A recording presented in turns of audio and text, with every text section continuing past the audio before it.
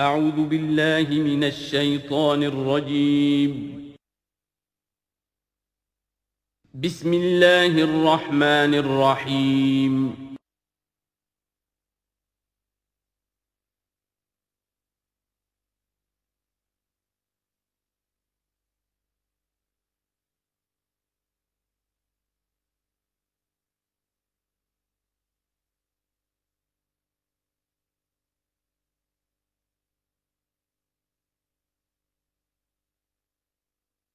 اعوذ باللہ من الشیطان الرجیم بسم اللہ الرحمن الرحیم الذین ينفقون اموالهم باللیل والنہار سرا وعلانیۃ فلہم اجرہم عند ربہم ولا خوف علیہم ولا هم یحزنون الذین یاکلون الربا لا یقومون الا کما یقوم الذی یتخبطہ الشیطان من المس ذلک بانہم قالوا انما البیع مثل الربا واحل اللہ البیع وحرم الربا فمن جاءه موعظة من ربه فانتهى فله ما سلف وأمره إلى الله ومن عاد فأولئك أصحاب النار هم فيها خالدون صدق الله العظيم رب اشرح لي صدري ويسر لي أمري واحلل عقدة من لساني يفقهوا قولي۔ ابھی سورہ مبارکہ کا وہ رکوع ہم پڑھ رہے ہیں کہ جو آج کے حالات میں اہم ترین ہے، اس لیے کہ اس دور میں اللہ کے خلاف بغاوت کی سب سے بڑی شکل تو ہے غیر اللہ کی حاکمیت کا تصور۔ سب سے بڑا شرک یہ ہے، نفسیاتی اعتبار سے سب سے بڑا شرک مادے پر توکل، بتوں سے تجھ کو امید خدا سے نومیدی، مجھے بتا تو صحیح اور کافری کیا ہے۔ لیکن یہ نفسیاتی اور داخلی بات ہے۔ خارجی اور واقعاتی دنیا میں سب سے بڑا شرک اس وقت وہ غیر اللہ کی حاکمیت، جو اب عوامی شکل اختیار کر گئی، عوامی حاکمیت۔ اور اس کے بعد اس وقت کے گناہوں میں، بدعملی میں سب سے بڑا فساد جو ہے وہ سود کی بنیاد پر ہے۔ سب سے بڑا فتنہ، سب سے بڑا فساد دنیا میں جو اس وقت سب سے بڑی شیطنت ہے، جو یہودیوں کے ذریعے سے پورے گلوب کو اپنی گرفت میں لینے کے لیے بےتاب ہے، وہ یہی ہے جو سود کا ہتھ کنڈا ہے، اس کی حرمت۔ یہاں ایک سوال میرے ذہن میں کبھی کبھی پیدا ہوتا تھا کہ یہ جو پہلی آیت ہے اس کا تعلق تو انفاق فی سبیل اللہ کے ساتھ ہے، اسے پچھلے رکوع کے ساتھ شامل ہونا چاہیے تھا، لیکن بعد میں یہ حقیقت مجھ پر منکشف ہوئی کہ بڑی حکمت کے ساتھ اس آیت کو اس رکوع کے ساتھ شامل کیا گیا ہے۔ وہ حکمت میں بعد میں بیان کروں گا۔ الذین ينفقون اموالهم باللیل والنہار، وہ لوگ کہ جو اپنا مال خرچ کرتے رہتے ہیں رات کو بھی دن میں بھی، سرم وعلانیتاً، خفیہ طور پر بھی اعلانیہ بھی، صدقات واجبہ اعلانیہ، صدقات نافلہ خفیہ، انفاق فی سبیل اللہ خفیہ۔ فلہم اجرہم عند ربہم ولا خوف علیہم ولا هم یحزنون، ان کے لیے ان کا اجر محفوظ ہے ان کے رب کے پاس، نہ ان پر کوئی خوف طاری ہوگا اور نہ ہی وہ کسی حزن سے دوچار ہوں گے۔ الذین یاکلون الربا، اب ربا کا مسئلہ شروع ہو رہا ہے، جو سود کھاتے ہیں۔ وجہ کیا ہے؟ اصل مسئلہ ہے اس سرپلس ویلیو کا۔ آپ کا کوئی شغل ہے، آپ کی ملازمت ہے، آپ کما رہے ہیں، آپ کا خرچ پورا ہو رہا ہے، کچھ بچت بھی ہو رہی ہے۔ اب اس بچت کا اصل مصرف کیا ہے؟ یسألونک ماذا ينفقون قل العفو۔ اصل راستہ تو یہ ہے کہ اس کو دے دو اللہ کی راہ میں، یا محتاجوں کو یا اللہ کے دین کو۔ لیکن اب جو سود خورانہ ذہنیت ہے وہ یہ کہ اس بچت کو بھی مزید کمائی کا ذریعہ بناؤ، یہ سود خورانہ ذہنیت ہے۔ لہذا اصل میں سود خوری انفاق کا کی ضد ہے، اور یہ عقدہ مجھ پر کھلا جبکہ القرآن یفسر بعضہ بعضا، اس اصول کے تحت جب سورہ روم کی آیات کا میں نے مطالعہ کیا، وہاں یہی شکل آپ کو نظر آئے گی کہ ان دونوں کو مقابلے میں لایا گیا ہے، اللہ کی رضا جوئی کے لیے انفاق اور ربا، سود پر رقم دینا۔ وما آتیتم من ربا لیربو فی اموال الناس فلا یربو عند اللہ، جو کچھ تم دیتے ہو سود پر کہ وہ بڑھے لوگوں کے مال میں، محنت وہ کر رہا ہے اور آپ اس کی کمائی میں سے آپ وصول کر رہے ہیں اپنے اس سرمایہ کی وجہ سے۔ تو یہ گویا کہ آپ کا مال اس کے مال میں اس کی محنت سے بڑھ رہا ہے، الذی ما آتیتم من ربا لیربو فی اموال الناس فلا یربو عند اللہ، اللہ کے ہاں بڑھوتری نہیں ہوتی. وما آتیتم من زکاۃ تریدون وجہ اللہ فاولئک هم المضعفون، اور وہ جو تم زکوٰۃ اور صدقات میں دے دیتے ہو اللہ کی رضا جوئی کے لیے، تو وہ ہیں جو دوہرے چوہرے کر رہے ہیں، ان کا مال بڑھ رہا ہے، اس کی بڑھوتری ہو رہی ہے. تو انفاق فی سبیل اللہ، صدقات، زکوٰۃ، اس کے بالمقابل، اس کے برعکس ہے اپنی اس بچت کے مال کو. اور آپ کو معلوم ہے آج کی بینکنگ سسٹم کا سب سے زیادہ زور بچت کی اسکیم، اور یہ سب کا سب جو ہے در حقیقت saving bank, saving account, save کرو، لیکن سیو کرو مزید کمانے کے لیے. سیو جو ہے اس لیے نہیں ہے کہ اپنا پیٹ کاٹو اور غربا کو دو، اپنا سٹینڈرڈ آف لیونگ کم کرو اور اللہ کے دین کے لیے خرچ کرو، یہ نہیں، بلکہ اس لیے کہ وہ جو تم بچاؤ وہ ہمیں دو، تاکہ وہ ہم سود پر زیادہ رقم، زیادہ شرح سود پر دوسروں کو دے اور تھوڑا شرح سود تمہیں دے دے. اب اس کے برعکس الذین یاکلون الربا، جو لوگ سود کھاتے ہیں، لا یقومون الا کما یقوم الذی یتخبطہ الشیطان من المس، وہ نہیں کھڑے ہوتے مگر ان کی طرح سے کہ جن کو شیطان نے مخبوط الحواس بنا دیا ہو چھو کر. یہاں عام طور پر یہ سمجھا گیا کہ یہ قیامت کے دن کا نقشہ ہے. یہ قیامت کے دن کا نقشہ تو ہوگا ہی، اس دنیا میں بھی سود خوروں کا حال یہی ہے. اور اگر ان کا نقشہ دیکھنا ہو تو کسی سٹاک ایکسچینج کو جا کے دیکھ لیجئے، معلوم ہوگا دیوانے ہیں، پاگل ہیں، چیخ رہے ہیں، دوڑ رہے ہیں، بھاگ رہے ہیں. وہ انسان نہیں نظر آتے اس وقت جو بھی کچھ ہو رہا ہوتا سٹاک ایکسچینج کے اندر. مخبوط الحواس انسان جو ہے وہ ہو جاتا ہے یہ سود خوری کی وجہ سے. الذین یاکلون الربا لا یقومون الا کما یقوم الذی یتخبطہ الشیطان من المس ذلک بانہم قالوا انما البیع مثل الربا. اور ان کے سب سے بڑھ کر مخبوط الحواس ہونے کی کا مظہر یہ ہے، یہ اس لیے کہ وہ کہتے ہیں کہ بیع بھی تو ربا کی طرح ہے، بیع بھی تو سود ہے. میں نے 100 روپے کا مال خریدا، 110 میں بیچ دیا، 10 بچ گئے، یہ ربا ہے. ربا جائز ہے. 100 روپے کسی کو دیے اور 110 لیے، یہ سود ہو گیا. بھائی کیوں ہو گیا؟ 100 روپے کی شے دے دی، یہ 100 روپیہ دے دیا، کیا فرق پڑا؟ 10 لاکھ کا مکان بنایا، 4000 کے قرضے کے ماہانہ کرائے پر دے دیا، جائز ہو گیا. 10 لاکھ کسی کو دیا اور اس سے 4000 روپیہ مہینہ دینا شروع کیا، یہ سود ہو گیا، حرام ہو گیا. عقلی طور پر یہ باتیں ہیں کہ جو سود کے حامیوں کی طرف سے کہی جاتی.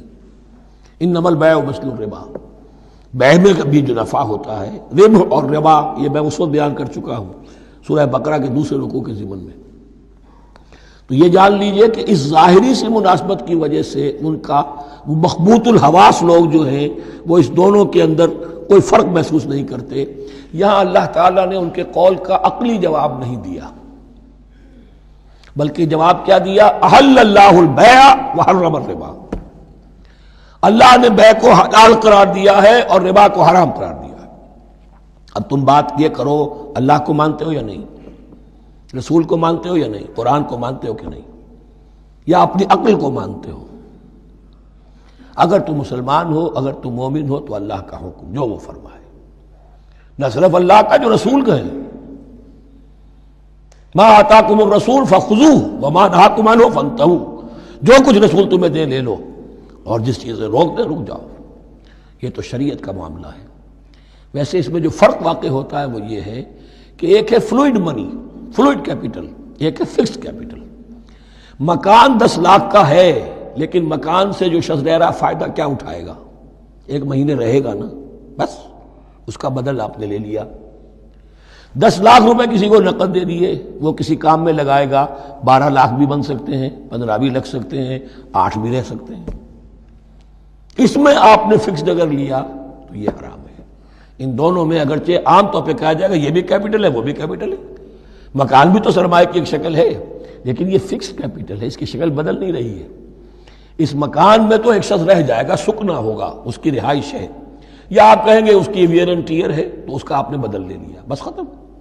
لیکن وہ جائے گا، وہ مکان آپ کے لیے رہ جائے گا. لیکن یہ کہ 10 لاکھ جس کو دیا نقد، وہ کاروبار کرے گا، کچھ اور کہیں لگائے گا، اس کے اندر اضافہ بھی ہو سکتا ہے، کمی بھی ہو سکتی ہے. اس میں پھر فکسڈ پروفٹ لینا یہ ہے حرام، اور ان دونوں میں کوئی مناسبت نہیں.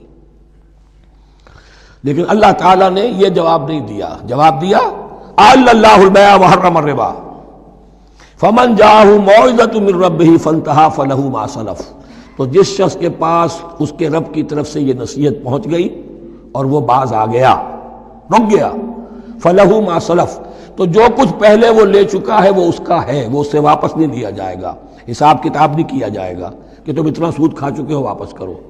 لیکن اس کا یہ مطلب بھی نہیں کہ اس کا کوئی گناہ ان پر نہیں ہوگا، وَأَمْرُهُ إِلَى اللَّهِ، اللہ کے حوالے رہے گا، معلق رہے گا، اللہ چاہے گا تو معاف بھی کر دے گا اور اللہ چاہے گا تو پچھلے سود کے اوپر بھی اس کی سرزنش ہوگی۔ أَمْرُهُ إِلَى اللَّهِ وَمَنْ عَادَ، لیکن اس نصیحت کے آنے کے بعد بھی جس نے دوبارہ یہ حرکت کی فَأُولَٰئِكَ أَصْحَابُ النَّارِ هُمْ فِيهَا خَالِدُونَ، تو یہ جہنمی ہے اور اس میں ہمیشہ ہمیشہ رہے گا۔ يَمْحَقُ اللَّهُ الرِّبَا وَيُرْبِي الصَّدَقَاتِ، اللہ تعالیٰ ربا کو مٹاتا ہے، دباتا ہے۔ اور ہمارے زمانے میں شیخ محمود احمد مرحوم نے ایک کتاب لکھی ہے مین اینڈ منی، اس میں ثابت کیا ہے جہاں جو یہ سود کا معاملہ چلتا ہے تین چیزیں ساتھ ساتھ بڑھتی چلی جاتی ہیں، جتنا سود بڑھے گا ان امپلائمنٹ بڑھے گی، انفلیشن بڑھے گی، نتیجے میں انٹرسٹ ریٹ بڑھے گا، جیسے انٹرسٹ ریٹ بڑھے گا ان امپلائمنٹ مزید ہوگی، انفلیشن زیادہ ہوگی، اس سے وشس سرکل، اور اسی کے نتیجے میں تباہی ہو جاتی ہے، چھپی رہتی ہے وہ تباہی۔ وہ تو ایک ہی وقت میں بینک کرپٹ ہوگا، کوئی بینک، بڑے بڑے بینک جو ہیں دیوالے نکلیں گے، ابھی جو کوریا کا حشر ہو رہا ہے اور جو اس سے پہلے روس کا ہو چکا ہے، یہ سارا جو ہے یہ یوں سمجھیے شیش محل کی طرح ہے، اس میں تو ایک پتھر پڑے گا تو ٹکڑے ہو جائیں گے۔ وَمَنْ عَادَ فَأُولَٰئِكَ أَصْحَابُ النَّارِ هُمْ فِيهَا خَالِدُونَ يَمْحَقُ اللَّهُ الرِّبَا وَيُرْبِي الصَّدَقَاتِ، اللہ تعالیٰ پالتا ہے، صدقات کو پالتا ہے، بڑھاتا ہے اللہ کے ہاں۔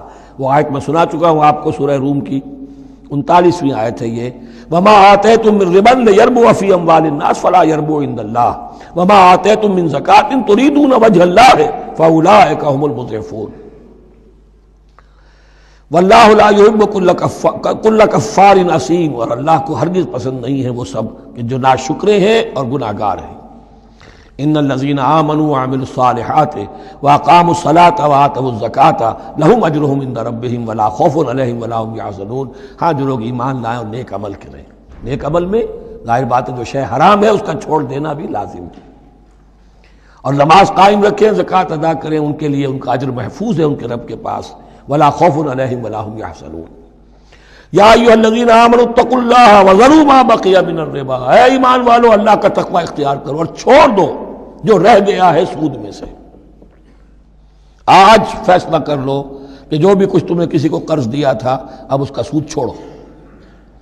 یا ایھا الذین آمنوا اتقوا اللہ وذروا ما بقی من الربا ان کنتم مؤمنین، اگر تم مومن ہو، فَإِن لَمْ تَفْعَلُوا، اور اگر تم نے ایسا نہ کیا، باز نہ آئے، فَاعْذَنُوا، تو کان کھول کر سن لو، بِحَرْبٍ مِّنَ اللَّهِ وَرَسُولِهِ، اللہ اور اس کے رسول کی طرف سے اعلان جنگ۔ یہ الٹیمیٹم ہے اگر باز نہیں آتے سود سے۔ دیکھیے کسی اور گناہ پر یہ بات نہیں آئی، اللہ اور اس کے رسول کی طرف سے اعلان جنگ۔ وَإِن تُبْتُمْ فَلَكُمْ رُءُوسُ أَمْوَالِكُمْ، اگر تم توبہ کرو تو تمہارے جو اصل راس المال ہیں وہ تمہیں لوٹا دیے جائیں گے۔ سود چھوڑ دو، راس المال واپس لے لو۔ لا تظلمون ولا تظلمون، نہ تم ظلم کرو سود لے کر اور نہ تم پر ظلم کیا جائے کہ تمہارا راس المال بھی دبا دیا جائے۔ لا تظلمون ولا تظلمون۔ وَإِن كَانَ ذُو عُسْرَةٍ، اور اگر تمہارا جو مقروض ہے وہ تنگی میں ہے، وہ تنگ دستی میں ہے، فَنَظِرَةٌ إِلَىٰ مَيْسَرَةٍ، تو انہیں انتظار کرو، پھر اسے مہلت دو کہ اس کی ہاں کشادگی پیدا ہو جائے، آسانی سے وہ آپ کی رقم، آپ کا قرض واپس کر سکے۔ لیکن اس سے بھی آگے وَأَن تَصَدَّقُوا خَيْرٌ لَكُمْ، تم صدقہ ہی کر دو، تمہارا بھائی غریب تھا، اس کو تم نے قرض دیا تھا، کوئی سود لے کر کھا بھی چکے ہو، اب جو ہے سود، اب تو باقی سود کو تو چھوڑا ہی ہے، اگر وہ راس المال بھی بخش دو اس کو، یہ انفاق ہو جائے گا، یہ قرض حسنہ اللہ کو ہو جائے گا، یہ تمہارا جو ہے ذخیرہ آخرت بن جائے گا۔ تو یوں سمجھیے کہ جو بھی جو ہے جس کو سرپلس ویلیو میں نے کہا تھا اسلامی معیشت کے اندر، جو بچت ہے آپ کی، اس بچت کا سب سے اونچا مصرف کیا ہے؟ صدقہ دے دو، انفاق کر دو۔ اس سے کم تر کیا ہے؟ قرض حسنہ، قرض دے دو کسی کو تاکہ وہ اپنی ضرورت چلا لے، اس کا کاروبار رکا ہوا تھا وہ چل پڑے گا اور تمہیں پھر وہ اپنی اصل رقم واپس کر دے گا. یہ قرض حسنہ اس سے کم تر درجہ ہے. تیسرا درجہ ایک اور بھی ہے جو جائز تو ہے مکروہ، پسندیدہ نہیں ہے. تم زیادہ ہی خسیس ہو، چلو مزاربت پر دے دو، اور مزاربت یہ ہے کہ رقم تمہاری کام وہ کرے گا. اگر بچت ہو جائے تو تم بھی لے لینا، اگر نقصان ہو جائے تو کوئی تاوان نہیں لے سکتے اس سے. یہ ہے مزاربت. اس کے بعد اگر تم کہو کہ میں دے رہا ہوں، مجھے اتنے پرسنٹ تو بہرحال تم نے دینا ہی دینا ہے، اس سے بڑھ کر حرام شے کوئی نہیں.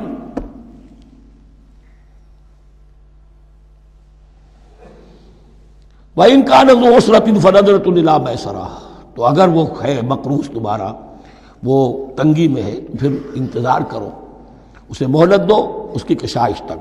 وَأَن تَصَدَّقُوا خَيْرٌ لَكُمْ، اور اگر تم صدقہ ہی کر دو، خیرات کر دو، دے دو، بخش دو، وہ تمہارے لیے بہتر ہوگا. ان کنتم تعلمون، اگر تم جانتے ہو، اگر وہ حکمت تمہارے اندر آ گئی ہے، اگر تم اولو الالباب ہو، اگر تم سمجھدار ہو، تو جو کچھ تمہیں بچت اس سے ہوگی، جو اللہ کے ہاں اجر و ثواب ملے گا، وہ تمہیں یہ رقم واپس لے کر جو ہے اس سے کیا مل جائے گا. وَاتَّقُوا يَوْمًا تُرْجَعُونَ فِيهِ إِلَى اللَّهِ، یہ آیت آخری آیت ہے قرآن کی نزول کے اعتبار سے. آیت ڈرو اس دن سے. تو دیکھیے وہی آیت یاد کیجئے، وَاتَّقُوا يَوْمًا لَا تَجْزِي نَفْسٌ عَن نَفْسٍ شَيْئًا وَلَا يُقْبَلُ مِنْهَا شَفَاعَةٌ وَلَا يُؤْخَذُ مِنْهَا عَدْلٌ وَلَا هُمْ يُنصَرُونَ. وَاتَّقُوا يَوْمًا لَا تَجْزِي نَفْسٌ عَن نَفْسٍ شَيْئًا وَلَا يُقْبَلُ مِنْهَا عَدْلٌ وَلَا تَنفَعُهَا شَفَاعَةٌ وَلَا هُمْ يُنصَرُونَ. وَاتَّقُوا يَوْمًا تُرْجَعُونَ فِيهِ إِلَى اللَّهِ، ڈرو اس دن سے جس دن کے لوٹا دیے جاؤ گے تم اللہ کی طرف. ثم توفى كل نفس ما كسبت، پھر ہر جان کو پورا پورا دے دیا جائے گا جو کمائی اس نے کی ہوگی. وهم لا يظلمون، اور ان پر کوئی ظلم نہیں ہوگا. اب یہ قرآن مجید کی طویل ترین آیت آ رہی ہے، آیت دین. کوئی قرض کا معاملہ ہے، کوئی قرض کا معاملہ ہے کہ آپ نے کسی کو قرض دیا، یا کوئی کاروباری معاملہ ہے، اشتراک ہے جس میں کہ جو بھی ہوگا بعد میں نتائج نکلیں گے. ان سب کے بارے میں حکم ہے کہ لکھ لیا کرو. ہم کیا کرتے ہیں قرض دیتے ہوئے، اب دوست ہے، بھائی ہے، عزیز ہے، کیا لکھوانا، اس سے کیا کہے گا، اعتماد نہیں ہے. کاروبار شروع ہو گیا، زبانی باتیں کر لی، اس کے بعد رو رہے ہیں، چیخ رہے ہیں، چلا رہے ہیں. یا ایھا الذین آمنوا اذا تداینتم بدین الی اجل مسمى فاکتبوہ، اے اہل ایمان جب بھی تم کوئی معاملہ کرو قرض کا ایک وقت معین تک کے لیے، تو وقت معین ہونا چاہیے. یہ قرض دے رہے ہیں، کب واپس ہوگا. فاکتبوہ، تو اس کو لکھ لیا کرو. یہ فعل امر ہے، الامر للوجوب، واجب ہے یہ. وَلْيَكْتُبْ بَيْنَكُمْ كَاتِبٌ بِالْعَدْلِ، اور چاہیے کہ کوئی لکھنے والا تمہارے مابین عدل کے ساتھ، لکھنے والا کوئی ڈنڈی نہ مار جائے، انہیں بھی چاہیے کہ وہ صحیح صحیح لکھے. وَلَا يَأْبَ كَاتِبٌ أَن يَكْتُبَ كَمَا عَلَّمَهُ اللَّهُ فَلْيَكْتُبْ، اور کسی بھی شخص کو جسے اللہ نے سکھایا ہوا ہے کتابت لکھنے کا کام، تو اس کو انکار نہیں کرنا چاہیے لکھنے سے.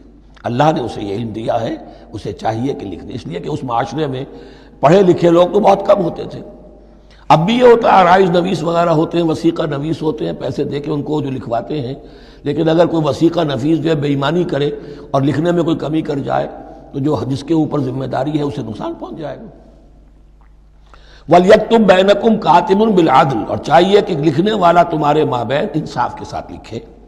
وَلَا يَأْبَ كَاتِبٌ أَن يَكْتُبَ كَمَا عَلَّمَهُ اللَّهُ فَلْيَكْتُبْ، اور نہ انکار کرے کوئی لکھنے والا اس سے کہ وہ لکھے جیسے اللہ نے اسے سکھایا ہے، تو لکھنا چاہیے. وَلْيُمْلِلِ الَّذِي عَلَيْهِ الْحَقُّ، لکھتے وقت املا وہ کرائے جس کے ذمے رقم آ رہی ہے، جس پر حق آ رہا ہے. علیہ الحق، وہ لکھوائے. جس کا مال ہے وہ نہ لکھوائے، جس پر ذمہ داری آ رہی ہے وہ لکھوائے کہ میں کیا ذمہ داری لے رہا ہوں. وَلْيَتَّقِ اللَّهَ رَبَّهُ، اور اللہ سے ڈرتا رہے اپنے رب سے. وَلَا يَبْخَسْ مِنْهُ شَيْئًا، اور لکھوانے میں اس میں سے کوئی شے کم نہ کر دے. فَإِنْ كَانَ الَّذِي عَلَيْهِ الْحَقُّ سَفِيهًا، اب اگر وہ جو مقروض ہے، جو قرض لے رہا ہے، جس کے ذمے کوئی ذمہ داری آ رہی ہے، وہ ناسمجھ ہے یا بوڑھا ہے، ضعیف ہے، اور لا یستطیع ان یمل، یا اس کے اندر یہ اتنی صلاحیت نہیں ہے کہ املا کرا سکے. یہاں املا کے معنی میں ہے. ہوا فلیملل ولیہ بالعدل، تو اگر وہ نہیں املا کرا سکتا تو اس کا کوئی ولی ہو، اس کا کوئی وکیل ہو، اس کا کوئی اٹارنی ہو، وہ اس کی طرف سے اس کو لکھوائے۔ واستشہدوا شہیدین من رجالکم، یہ ایک ہی آیت چل رہی ہے ابھی، پورے رکوع کے اوپر ایک آیت پھیلی ہوئی ہے، سوائے آخر میں تھوڑا سا حصہ دوسری آیت آئے گی۔ واستشہدوا شہیدین من رجالکم، اور گواہ بنا لیا کرو دو اپنے مردوں میں سے، فإن لم یکونا رجلین، اور اگر دو مرد دستیاب نہ ہو، فرجل وامرأتان، تو ایک مرد اور دو عورتیں، ممن ترضون من الشہداء، اور وہ بھی دونوں کے نزدیک مقبول ہوں شہداء، کہ ہاں دونوں کو اعتماد ہے ان پر۔ اب یہ جو سوال آ گیا کہ ایک مرد کی جگہ دو عورتیں، دو مرد یا پھر ایک مرد کا ہونا تو لازم ہو گیا، محض عورت کی گواہی نہیں چلے گی، لیکن اس کا آیا مسئلہ ہر قسم کے معاملے کا ہے یا قرض اور مالی معاملات میں وثیقہ نویسی کا، یہ ایک علیحدہ مسئلہ ہے، یہ تو باتیں پھر فقہا کے ہاں تفصیل سے ملتی ہیں، لیکن یہ مسئلہ موجود ہے کہ دو مرد، اور اگر دو مرد دستیاب نہ ہو تو ایک مرد اور دو عورتیں، تو سوال تو پیدا ہو گیا کہ کیا عورت کی گواہی عادی ہے؟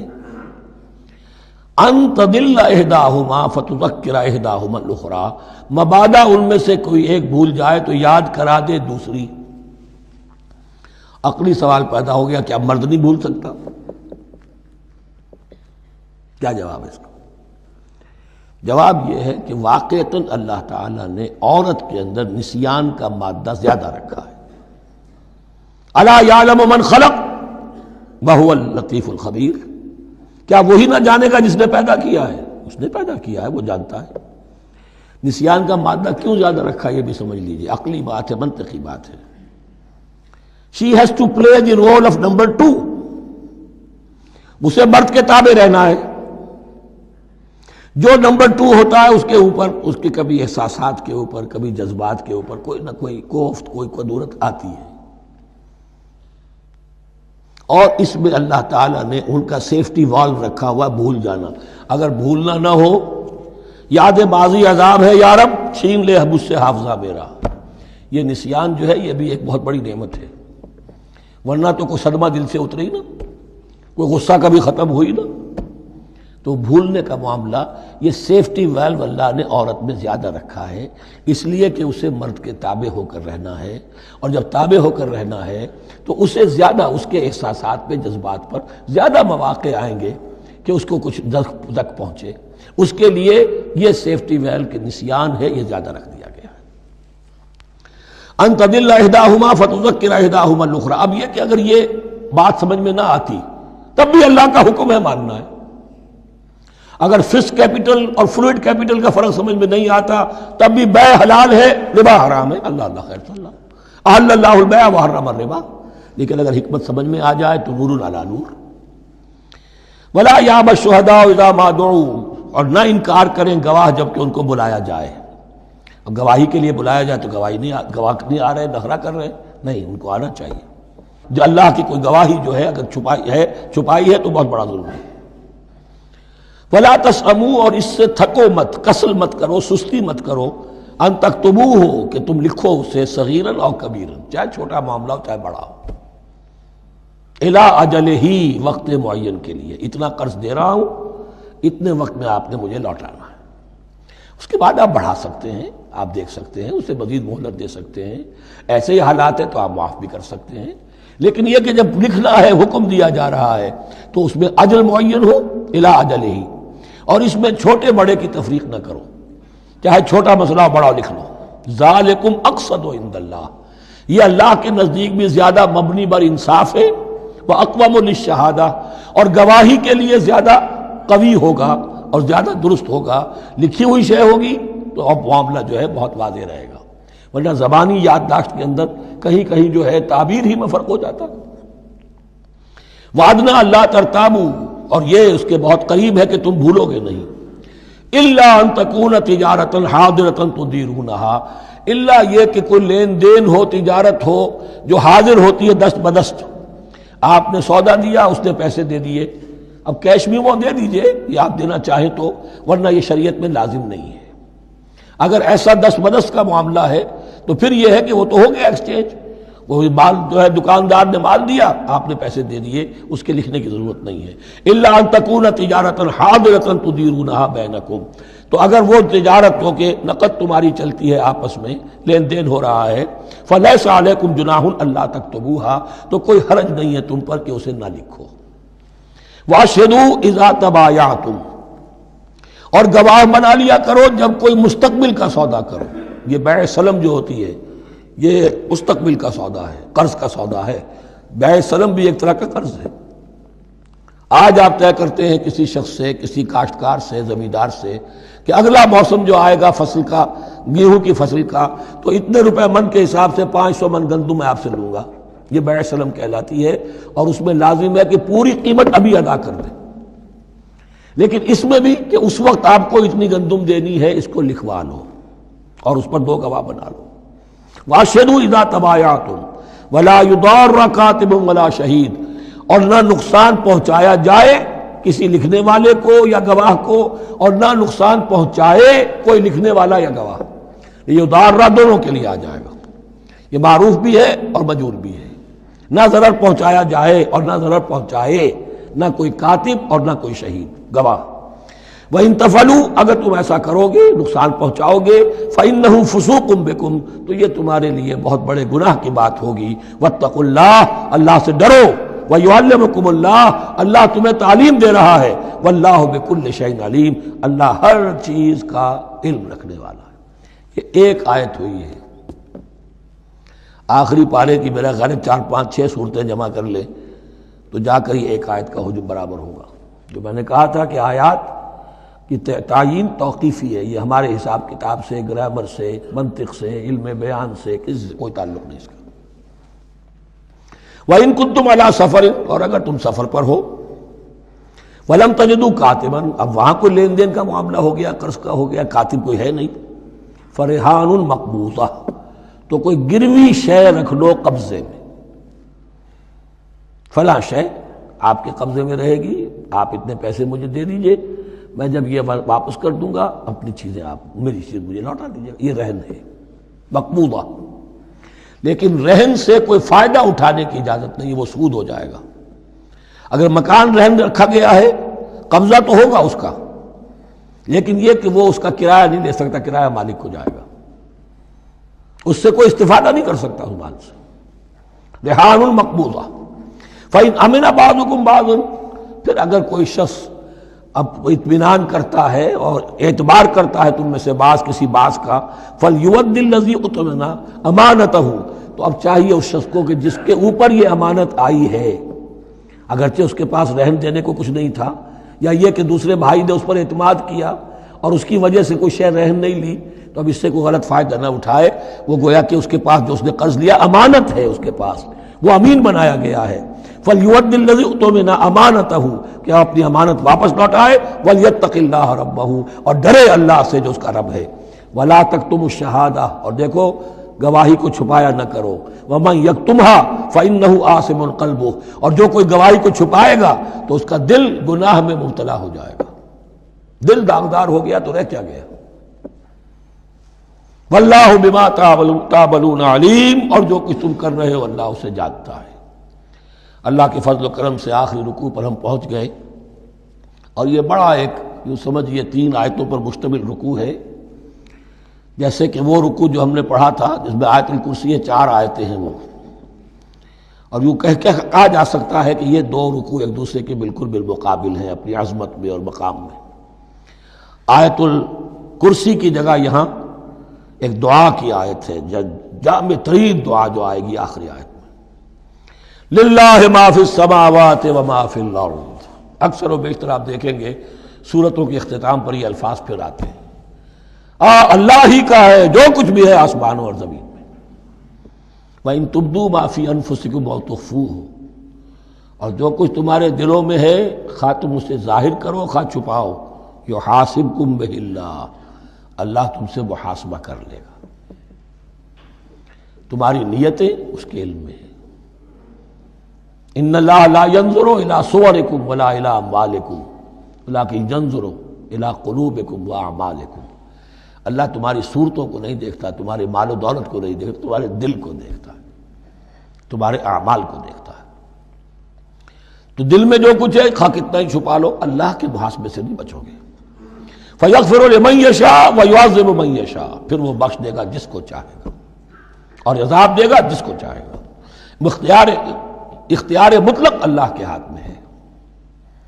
ہمارے ہاں اہل سنت کا عقیدہ یہی ہے، اللہ پر لازم نہیں ہے کہ وہ نیکوکار کو اس کا جزا ضرور دے اور بدکار کو اس کی سزا ضرور دے۔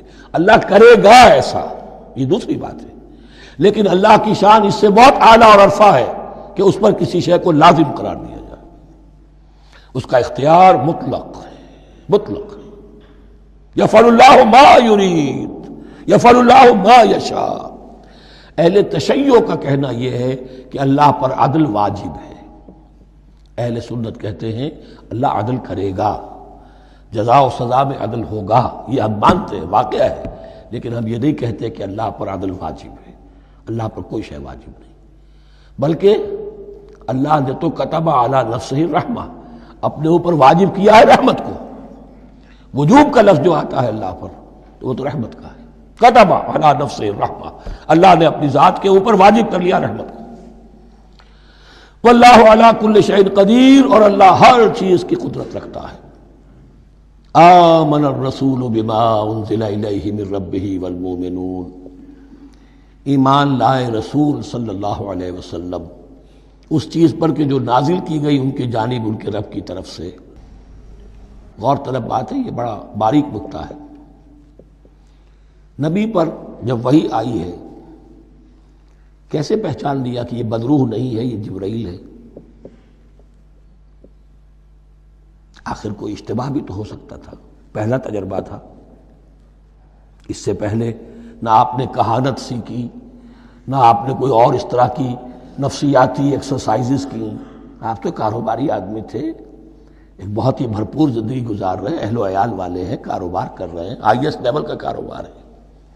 تو فطرت جو ہے وہ پہچانتی ہے، نبی کی فطرت وہ اتنی پاک اور صاف ہوتی ہے کہ اس کے اوپر کوئی بدروح کا کوئی اثر ہو ہی نہیں سکتا۔ بہرحال ہمارے لیے بڑی تسکین کی بات ہے کہ اللہ تعالیٰ نے رسول کے ایمان کے تذکرے کے ساتھ ہمارے ایمان کا تذکرہ کیا۔ آمن الرسول بما انزل الیہ من ربہ والمؤمنون، ایمان لائے رسول صلی اللہ علیہ وسلم اس چیز پر جو نازل کی گئی ان کی جانب ان کے رب کی طرف سے، اور ایمان لائے صاحب ایمان۔ اللہم ربنا اجعلنا منہم، اللہم ربنا اجعلنا منہم۔ کل آمن باللہ وملائکتہ وکتبہ ورسلہ، یہ دوسرا مقام ہے سورہ بقرہ کے اندر جس میں ایمان کے جو اجزاء ہیں ان کو گنا گیا ہے۔ کچھ یاد ہے آیت البر، لیس البر ان تولوا وجوہکم قبل المشرق والمغرب ولکن البر من آمن باللہ والیوم الآخر والملائکۃ والکتاب والنبیین۔ یہاں بھی اسی طرح ہے، کل آمن باللہ وملائکتہ وکتبہ ورسلہ لا نفرق بین احد من رسلہ۔ اور یہ تیسری مرتبہ بات آ گئی ہے کہ رسولوں کے درمیان کوئی تفریق نہیں کی جائے گی۔ کہاں؟ پہلے تو آیا تھا 16ویں رکوع میں، لا نفرق بین احد منہم ونحن له مسلمون، اور اس سے بھی پہلے آیا تھا والذین یؤمنون بما انزل الیک وما انزل من قبلک، وہ لوگ جو ایمان رکھتے ہیں اس پر بھی جو ہے نبی آپ پر نازل کیا گیا اور اس پر بھی جو آپ سے پہلے نازل کیا گیا۔ لا نفرق بین احد من رسلہ، ہم اس کے رسولوں میں سے کسی کے مابین کوئی تفریق نہیں کرتے۔ تفضیل اسی صورت میں ثابت ہے، تلک الرسل فضلنا بعضهم علی بعض منهم من کلم اللہ ورفع بعضهم درجات وقالوا سمعنا واطعنا، وہی بات کہ جو کہی گئی تھی جب ان سے کہا گیا تھا واسمعوا، کیا کہا تھا انہوں نے؟ سمعنا وعصینا، سمعنا واطعنا، وہ کہتے ہیں ہم نے سنا اور مانا۔ غفرانک ربنا، ہماری درخواست ہے پروردگار، تیری بخشش مانگتے ہیں۔ غفرانک، نون پر زبر ہے، مفعول ہے، نسألک غفرانک، اے اللہ ہم تجھ سے سوالی ہیں، تجھ سے طلب کرتے ہیں، درخواست کرتے ہیں تیری مغفرت کا۔ وإلیک المصیر، اور تیری ہی جانب لوٹ جانا ہے۔ یہاں پر وہ ایمان بالآخرہ بھی آ گیا جو یہاں اوپر نہیں آسان، آمن باللہ وملائکتہ وکتبہ ورسلہ، پھر رسولوں کے ضمن میں لا نفرق بین احد من رسلہ، لیکن اس کے بعد وإلیک المصیر، مغفرت اور اللہ کی طرف ہی لوٹ جانا ہے ہمارا، اس میں ایمان بالآخرہ آ گیا۔ اب آخری آیت، لا یکلف اللہ نفسا الا وسعہا، اللہ تعالیٰ نہیں ذمہ دار ٹھہرائے گا کسی جان کو مگر اس کی وسعت کے مطابق۔ یہ بہت بڑے فضل و کرم والی آیت ہے، جیسے میں نے کہا تھا میگنا کارٹا جو ہے انسانی حقوق کا، کہ اجیب دعوت الداع اذا دعان، جہاں بھی مجھے کوئی پکارے، جب پکارے میں اس کی پکار سنتا ہوں، قبول کرتا ہوں۔ ہاں فَلْيُؤْمِنُوا بِي فَلْيَسْتَجِيبُوا لِي، انہیں بھی چاہیے کہ میرا کہنا مانے، دو طرفہ بات چلے گی، یک طرفہ نہیں۔ میری مانو، اپنی منواؤ، تم دعائیں کرو گے ہم قبول کریں گے، تم ہماری بات نہیں مانتے پھر تمہاری دعا تمہارے منہ پر دے ماری جائے گی۔ کرتے رہو قنوت نازلہ 40 دن کے 80 دن پڑھتے رہو، ڈھاکہ تو بیٹھ ہی جائے گا، بیٹھ گئے۔ یہودیوں سے شکست تو ہو ہی جائے گی، ہو گئی۔ کرتے رہو، حرمین میں پڑھتے رہو قنوت نازلہ، مکے میں پڑھو، مدینے میں پڑھو، پوری دنیا میں پڑھو۔ اللہ کو پیٹھ دکھائی ہوئی ہے، اس کے دین کو پاؤں تلے روندا ہوا ہے، اللہ کے باغیوں سے دوستی ہے، کسی نے قبلہ ماسکو کو بنایا تھا اور کسی نے واشنگٹن کو بنایا تھا، تمہاری دعائیں کیسے قبول ہوں؟ لیکن یہ جو آیت ہے یہ اس اعتبار سے بہت بڑی رحمت کی آیت ہے کہ اللہ تعالیٰ کے ہاں وہ اندھے کی لاٹھی والا معاملہ نہیں ہے کہ تمام انسانوں سے محاسبہ ایک ہی سطح پر ہو۔ اللہ جانتا ہے کس کی کتنی وسعت ہے، اور وسعت کن چیزوں سے بنتی ہے۔ آپ کو کوئی اور جین ملے ہیں، مجھے کوئی اور جین ملے ہیں، انہیں کوئی اور جین ملے ہیں، یہ جینز، ان جینز کی اپنی اپنی خصوصیات ہیں، خصائص ہیں، پراپرٹیز ہیں، لیمیٹیشنز ہیں۔ آپ کو کوئی اور ماحول ملا، اسے کوئی اور ماحول ملا، اسے کوئی اور ماحول ملا، تو hereditary factors multiplied by environmental factors, ان دونوں سے ایک شخصیت کا ہیولہ بنتا ہے انسان کا، جس کو پیٹرن کہتے ہیں ہمارے مستری لوگ۔ جب لوہے کا کوئی شے جو ہے ڈھالنی ہے تو اس کے لیے پہلے مٹی کا یا لکڑی کا ایک پیٹرن بناتے ہیں، انگریزی میں پیٹرن ہے، وہ پیٹرن کہتے ہیں ہمارے مستری لوگ۔ اب آپ لوہا جو ہے اس کو جب اسے کر لیں گے، مائع بنا لیں گے، گلا لیں گے، پھر اس میں ڈالیں گے، وہی شکل ہو جائے گی۔ یہ شاکلہ ہے ہر انسان کا جو بن جاتا ہے۔ قُلْ كُلٌّ يَعْمَلُ عَلَى شَاكِلَتِهِ فَرَبُّكُمْ أَعْلَمُ بِمَنْ هُوَ أَهْدَىٰ سَبِيلًا۔ اس شاکلہ کے اندر اندر آپ کو محنت کرنی ہے۔ اللہ جانتا ہے کس کا شاکلہ وسیع تھا، کس کا شاکلہ تنگ تھا، کس کے جینز اعلیٰ تھے، کس کے جینز ادنا تھے، کس کے ہاں ذہانت زیادہ تھی، کس کے ہاں جسمانی قوت زیادہ تھی۔ جو بھی کچھ اس نے دیا ہے، جس کو وہاں ہم نے رکھا اس کو وہاں رکھا، اس نے وہاں تعلیم پائی، اس نے یہاں تعلیم پائی، جو بھی انوائرمنٹل فیکٹرز آئے ہیں، جو بھی جینیٹک فیکٹرز آئے ہیں، سب اللہ کے علم میں ہے۔ ان سب کو ملحوظ رکھ کے اللہ حساب لے گا۔ جو شاکلہ ہم نے تمہیں دیا تھا اس میں تم نے کیا کیا؟ ایک شخص کے اندر فرض کیجئے استعداد ہی ہے 20 درجے کی استعداد ہے، اس نے فرض کیجئے 18 درجے کام کر دیا، کامیاب ہو گیا۔ کسی میں استعداد 100 درجے کی تھی، اس نے 50 درجے کیا، ناکام ہو گیا۔ حالانکہ کمیت کے اعتبار سے 50 درجے زیادہ ہے 18 درجے سے، لیکن یہ 18 درجے کا کام وہ کر رہا ہے جس کے اندر استطاعت تھی ہی 20 کی، یا 18 ہی کی تھی، اس نے پوری کر دی۔ اور 50 درجے والا وہ جس کو اللہ نے دے رکھی تھی 1000 کی استطاعت، اس کا وہ 50 بیکار ہو گیا۔ تو اللہ تعالیٰ کا محاسبہ جو ہے انڈیویجول ہے، اس لیے فرمایا گیا کلہم آتی ہے یوم القیامت فردا، ان میں سب لوگ اس دن قیامت کے دن سب آئیں گے اکیلے اکیلے، تنہا تنہا، ہر ایک کا حساب ہوگا وہاں، اور ہر ایک کا حساب ہوگا لا یکلف اللہ نفسا الا وسعہا، اللہ ذمہ دار نہیں ٹھہرائے گا کسی بھی جان کو مگر اس کی وسعت کے مطابق۔ البتہ اس کا اب ایک ریورس ہے۔ ہوتا کیا ہے، ہم سمجھتے ہیں دنیا میں تو بھاگ دوڑ کر رہے ہیں، اور دین اجی ہمارے اندر تو استطاعت، دین کے کام کی صلاحیت ہی نہیں ہے۔ دنیا میں دیکھیں بڑے کامیاب، تیزی کے ساتھ دوڑ رہے ہیں، کامیاب پر کامیاب۔ دین ہمارے اندر تو استطاعت نہیں ہے، استعداد ہی نہیں ہے، کیا کریں؟ یہ دھوکہ ہے، سیلف ڈسپشن ہے۔ استعداد اور استطاعت کے بغیر اور صلاحیت اور ذہانت کے بغیر دنیا میں بھی آپ کما نہیں سکتے، محنت نہیں کر سکتے، کوئی نتائج حاصل نہیں کر سکتے۔ یہ دھوکہ اپنے آپ کو نہ دیجیے۔ یہ ہے جو کچھ کر سکتے ہو کیجیے، کھودیے اپنی شخصیت کو، کھود کھود کر جو نکال سکتے ہو نکال دیجیے۔ ہاں آپ نکال سکیں گے اتنا ہی جتنا آپ کے اندر ودیت ہے، زیادہ کہاں سے لے آئیں گے؟ اور اللہ نے کس میں کیا ودیت کیا ہے وہ جانتا ہے، اس کا حساب لینا جو ہے، محاسبہ وہ اس پر ہے کہ جو اس نے تمہیں دیا ہے۔ لا، اور یہ مضمون قرآن مجید میں 5 مرتبہ آیا ہے بہت اہمیت کے ساتھ۔ لا یکلف اللہ نفسا الا وسعها لها ما کسبت وعلیہا ما اکتسبت۔ اسی جان کے لیے ہے جو اس نے کمایا، اور اس کے اوپر وبال بنے گا جو اس نے برائی کمائی۔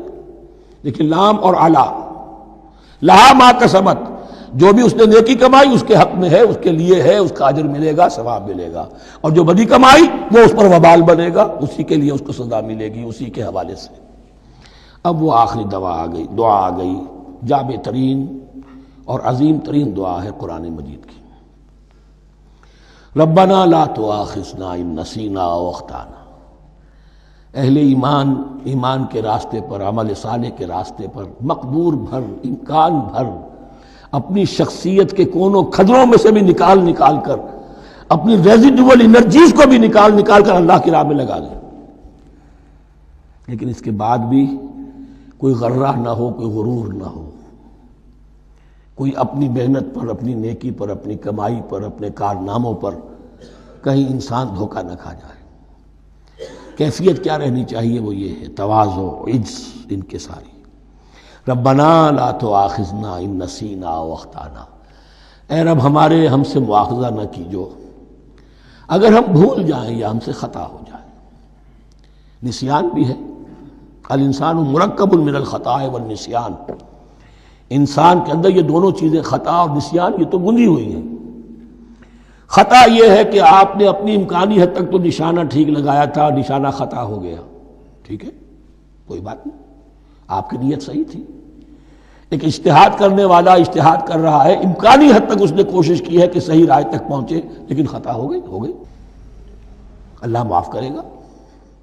اس نے اپنی امکانی کوشش کی تھی، لہذا اسے ثواب ملے گا۔ مجتہد مخطی بھی ہو تو ثواب ملے گا، مجتہد مصیب ہے، صحیح رائے پر پہنچ گیا ہے تو دوہرا ثواب ملے گا، لیکن مجتہد مخطی ہے تب بھی ثواب ملے گا۔ تو بھول چوک پر، یہ بھول چوک، خطا جو ہے چوک صحیح ہے بالکل لفظ اس کے لیے، چوک جانا، نشانہ چوک گیا۔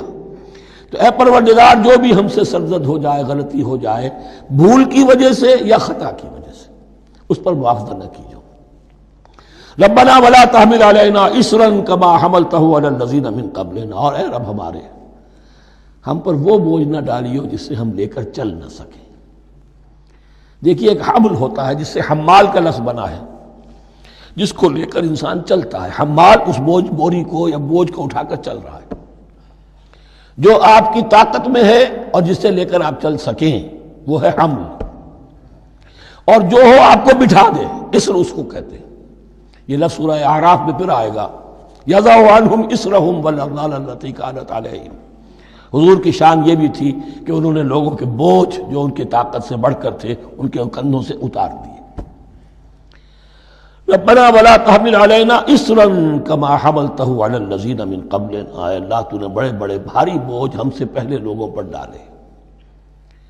شریعت بھی پہلے بھاری تھی، بہت سے معاملات ہم نے دیکھ لیے، روزہ ہمارے لیے کتنا آسان کر دیا گیا، رات کو نکال دیا روزے سے، کہہ دیا خاص طور پہ کھاؤ پیو ضرور، سحری ضرور کرو، تسحروا فإن فی السحور برکہ، کتنی آسانی ہے۔ رات میں تعلق زن و شو کی اجازت ہے، وہاں ان کے روزے میں چپ بھی تھا، چپ بھی رہو، نہ کھاؤ نہ پیو، نہ تعلق زن و شو، نہ گفتگو، تو آسانی کی ہے۔ ان کے ہاں یوم سبت کا حکم تھا اتنا سخت، کوئی کام نہیں کرو گے۔ ہمارے ہاں وہ تھوڑے سے وقت کے لیے، اذا نودی للصلاۃ من یوم الجمعۃ فاسعوا الی ذکر اللہ وذروا البیع، اذان سے لے کر اور نماز کے ادا ہو جانے تک ہر کاروبار دنیاوی حرام ہے، لیکن اس سے پہلے اس کے بعد آپ کر سکتے ہیں، تو آسانی ہے۔ ربنا ولا تحمل علینا اصرا کما حملته علی الذین من قبلنا ربنا ولا تحملنا ما لا طاقت لنا به، اور اے رب ہمارے ہم پر وہ بوجھ نہ ہم پر عائد کیجو، ہم پر ڈالیو جس کی کہ ہمارے اندر طاقت نہ ہو۔ واعف عنا، ہم سے درگزر فرماتا رہے، ہمیں معاف کرتا رہے، واغفر لنا، اور ہمیں بخشتا رہے۔ مغفرت کا لفظ جو ہے اس کو سمجھ لیجئے ڈھانپنا، مغفر کہتے ہیں خود کو، جو ہیلمٹ پہنا ہوتا ہے تاکہ گولی جو ہے وہ سر پہ لگے تو یہ آپ کو بچا لے۔ مغفر خود پہنتے تھے تلوار کے وار سے سر کو بچانے کے لیے، سر کو ڈھانپا ہوا مغفر سے۔ تو گناہ کو اللہ تعالیٰ اپنی رحمت سے ڈھانپ دے۔ واغفر لنا، ہماری خطاؤں کی پردہ پوشی فرما دے۔ ورحمنا، اور ہم پر رحم فرما۔ انت مولانا، تو ہمارا مولا ہے، والی ہے، ہمارا پشت پناہ ہے، مددگار ہے۔ اللہ ولی الذین آمنوا یخرجہم من الظلمات الی النور فانصرنا علی القوم الکافرین، بس ہماری مدد فرما کافروں کے مقابلے میں۔ انہی الفاظ پر وہ دعا ختم ہوئی تھی جو طالوت کے ساتھیوں نے کی تھی علیہ الصلوۃ والسلام۔ اصل میں یہ دعا اب تلقین کی جا رہی ہے، مرحلہ سخت آ رہا ہے، مرحلہ سخت ہے اور جان عزیز، تاب لاتے ہی بنے گی غالب۔ اب وہ مرحلہ آ رہا ہے، اس کے لیے تیار ہو جاؤ۔ یہ سارا حصہ جو ہے در حقیقت یہ تمہید ہے غزوہ بدر کی۔ بارک اللہ لی ولکم فی القرآن العظیم ونفعنی وإیاکم بالآیات والذکر الحکیم۔